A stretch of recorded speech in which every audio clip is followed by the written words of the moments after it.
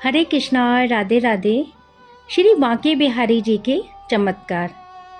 आज श्रृंखला 34वीं है। प्रसंग है जब बिहारी जी ने गीत सुना। सन 1964 का जून का महीना था। नगर पालिका कॉलेज में मिला अस्थाई सेवा कार्य 20 मई को कॉलेज बंद होने के साथ ही समाप्त हो चुका था। वृंदावन वास का यह 6वां महीना था।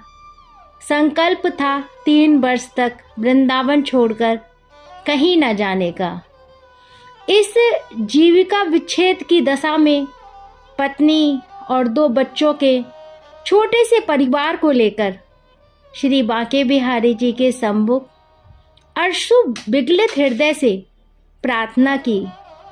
बांके बिहारी मुझको देना सहारा, कहीं छूट जाए ना दामन तुम्हारा।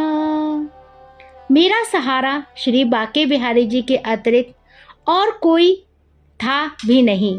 जन्म स्थान की भूमि और मकान यह सोचकर बेच आया था कि जब स्थायी रूप से श्री धाम वृंदावन में निवास करना ही है तो इधर का आकर्षण स्थायी रूप से समाप्त कर देना चाहिए। इन्हीं दिनों आजीविका की चिंता से ग्रस्त मैं परिवार सहित एक अन्य भक्त महिला के घर गया, जिनका परिचय पूज्य गुरु माँ ने ही करवाया था। वे बहन श्री बांके बिहारी जी के किन्हीं गोस्वामी के मकान में एक अन्य महिला के आश्रय में रहती थी, जिन्हें श्री बांके बिहारी जी की सेवा का कुछ कार्य मिला हुआ था। मैं पहले भी कई बार उनके यहाँ जा चुका था, अतः दोनों से ही मेरा परिचय था। उस दिन श्री बिहारी जी की सेवा में रत बहन ने मुझसे कहा, भैया तुम श्री बिहारी जी महाराज के मंदिर में जाकर अपने गीत सुनाया करो। उन्होंने आपसे ऐसा कहने के लिए मुझे प्रेरित किया है।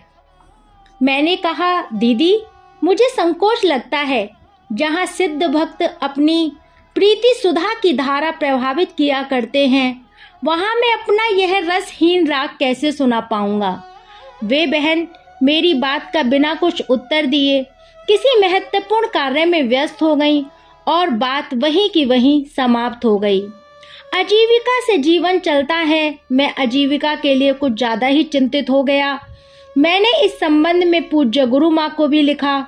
उन्होंने उत्तर में वृंदावन में रहकर कोई भी काम करने का मुझे आदेश दिया। मैंने घर में विचार विमर्श के उपरांत निश्चय किया कि कल से सब्जी बेचने का काम करूँगा। इस काम में लगाने लायक पैसे भी मेरे पास थे।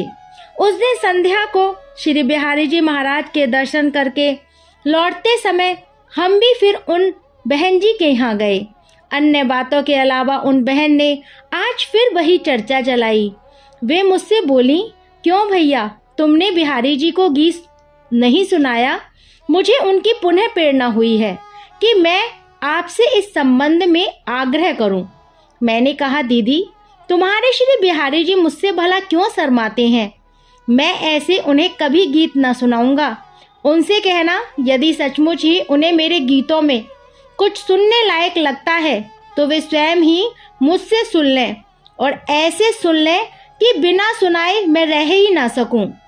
इस पर उन्होंने कुछ अनासक्त भाव से कहा, अच्छा भैया जैसी तुम्हारी इच्छा, अब तुम जानो और वे जाने, मैं तो कभी आगे तुमसे कहूँगी नहीं। दूसरे दिन मैं प्रातः ही सब्जी मंडी गया। वहाँ की सारी व्यवस्था देखकर जब मैं लौटकर घर आया तो पत्नी ने बताया, अम्बाले वाले ओम सखी आपको बुलाने आए थे। वे कह गए हैं हर गुलाल जी की हवेली में ओमकारी जी मुनीम से मिल लें। ओम जी रात उनके घर ठाकुर जी के दर्शन करने गए थे। उन्होंने उनसे आपके बारे में पूछा कि अब वे बहुत दिन से दिखाई नहीं देते हैं, कहाँ गए? तो ओम जी ने आपकी सारी स्थिति उनके सामने रख दी। उसे सुनकर मुनीम जी ने कहा कि हवेली में मेरे पास भिजवाना, मैं उन्हें कुछ काम दिलाने का प्रयास करूँगा। यह समाचार सुनकर मेरे परस्त प्राण श्री बांके बिहारी जी की अव्यक्त कृपया अनुभूति से पुलकित होने लगे। 9 बजे का समय था। मैं मुनीम जी से मिलने हवेली की ओर जा रहा था। रास्ते में सोचा, जो अपनी अहेतु की कृपया से मेरे वृंदावन वास की व्यवस्था बना रहे हैं, उन करुणा वरुणालय श्री बांके बिहारी जी के दर्शन करके ही कहीं जाऊंगा। मैं मंदिर की ओर मुड़ गया। मेरे तन मन प्राण सब बांके के दया सर से सारोबार हो रहे थे और मैं उसी आवेश की स्थिति में जगमोहन में चढ़ कटहरे के पास खड़ा होकर श्री बांके बिहारी जी की बांकी झांकी निहारने लगा। उन दिनों पर्दा हटाने की सेवा 8-10 वर्ष के 2 गौर वर्ण के सुकुमार बालक कर रहे थे। वे बालक बार बार मेरी ओर निहार कर कुछ इशारा सा कर रहे थे। मैंने कोई विशेष ध्यान नहीं दिया और दर्शन करके लौटने लगा। तभी पीछे से कुछ आवाज़ सुनाई दी। पलटकर देखा तो एक बालक हाथ का झाला दे रहा था। यह समझकर कि वह मुझे ही बुला रहा है, मैं वापस लौट पड़ा। वह बालक सीधे हाथ की इंगित से कहने लगा कि शुरू करो, पर मैं ये न समझ पाया कि वह क्या शुरू करने की कह रहा है। जब मेरी समझ में कुछ नहीं आया तो मैं फिर लौटने लगा। इस बार बालक ने मुझे फिर बुलाया। मैं लौटकर बालक के पास तक सरक कर गया और उससे पूछा, क्या तुमने बुलाया है? एक अद्भुत भोलेपन के साथ बालक ने स्वीकृति से सिर हिलाया और हंसकर कहा, लो, ये श्री बिहारी जी की प्रसादी माला लो और अपना एक गीत सुना दो। यह कहकर उसने तुलसी दलों की एक लंबी माला उछालकर मेरे ऊपर डाल दी। उस समय सहसा ही मेरे सारे शरीर में रोमांच हो गया। पुलकन सिहरणों के ज्वार के आवर्त में रोम रोम नृत्य करने लगा। विगत दिनों के गीत सुनाने की चर्चा प्राणों में प्रीति रस की सरिता बहाने लगी। मैंने उन बच्चों के सामने कभी गीत न गाया था। उन बच्चों की बात तो दूर, किन्हीं भी गोस्वामी महानुभावों को मेरे गीतकार स्वरूप से कभी कोई परिचय नहीं हुआ था। मैं गीत लिखता गाता हूँ, यह बात भी शायद उन दर्शकों में कोई नहीं जानता था। मेरे मौन अंतःकरण में बालक की सुमधुर ध्वनि गूंज रही थी, गीत सुना दो। उस समय का वह सुख मेरे लिए श्री बांके बिहारी जी के प्रत्यक्ष साक्षात्कार जैसा सुख था। वह ब्रह्मानंद सदृश नहीं, ब्रह्मानंद सहोदर भी नहीं, ब्रह्मानंद भी, बल्कि उससे भी बढ़कर एक अनिर्वचनीय ब्रह्मानंद सार संदोह था, जिससे मेरी समस्त इंद्रियों, संपूर्ण चेतना और मन प्राण का सारा परिवेश समा गया। गदगद गिरा पुलकित अंतःकरण और प्रेम अश्रुसिक्त नेत्रों की साक्षी में हृदय की वाणी पर बरवस ही एक गीत बज उठा। घनश्याम कभी इस जीवन में क्या ऐसे दिन भी आएंगे, तड़पेंगे याद तुम्हारी में, नैनों से नीर बहाएंगे।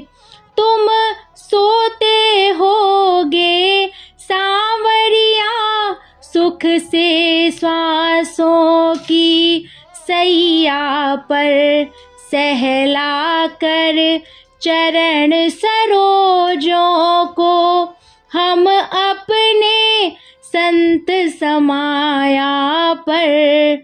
घनश्याम कभी इस जीवन में क्या ऐसे दिन भी आएंगे, अंधमुंदी उनंदी अलसाई पलकों में करके बंद तुम्हें चित चोर चले हम तो ऐसे, कह कह कर तुम्हें जगाएंगे। घनश्याम कभी इस जीवन में क्या ऐसे दिन भी आएंगे। आज का प्रसंग यही विराम लेता है। तो देखिए, ऐसे हैं हमारे श्री बांके बिहारी जी। उनको गीत सुनना था तो उन्होंने सुना। वो चाहें जब चाहें किसी के भक्त के साथ भी कुछ भी लीला करने के लिए स्वतंत्र हैं। कल फिर मैं आपके साथ होंगी श्री बांके बिहारी जी के चमत्कार के साथ और किसी भक्त की लीला के साथ। जब तक के लिए हरे कृष्णा, राधे राधे।